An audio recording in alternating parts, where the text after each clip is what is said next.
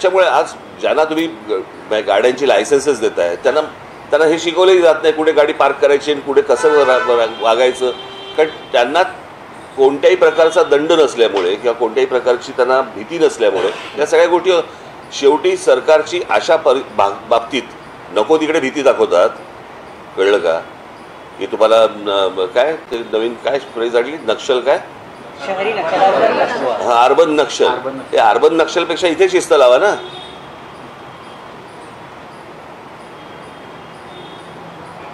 इथे गरजेचे आहेत.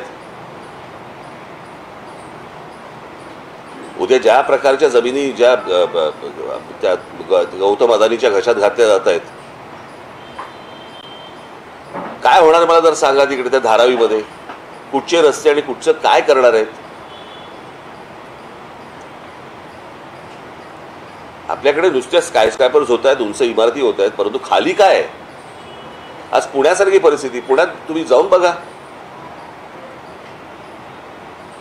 तुम्ही थायलंडला जाऊन बघा. नुसते मोनोरेल्स आणि ह्यांच्या तुमच्या फ्लायओव्हर्स आणि ब्रिजेसने ह्यांनी नाही प्रश्न सुटणार.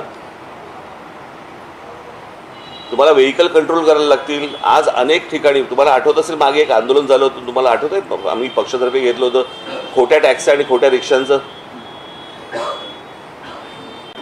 आज असंख्य प्रमाणामध्ये, हजारोच्या प्रमाणामध्ये आज तुम्हाला खोट्या टॅक्सी आहेत, खोट्या रिक्षा आहेत, ज्यांना लायसन्सेस नाही आहेत. कोण चालवतंय, कोणाच्या नावावरती परमिट आहे, कोण चालवतंय, काही नाहीच आहे. त्याला दरबंदच नाही. त्याला याचं कारण कोणी तपासणार नाही, कोणी त्याच्यावरती विचार करणार नाही. चिरमिरी घेऊन सगळे सुटणारे आहेत. असं शहर नाही उभं राहू शकत. त्याच्यामुळे आजचा माझा जो विषय होता तो हा होता.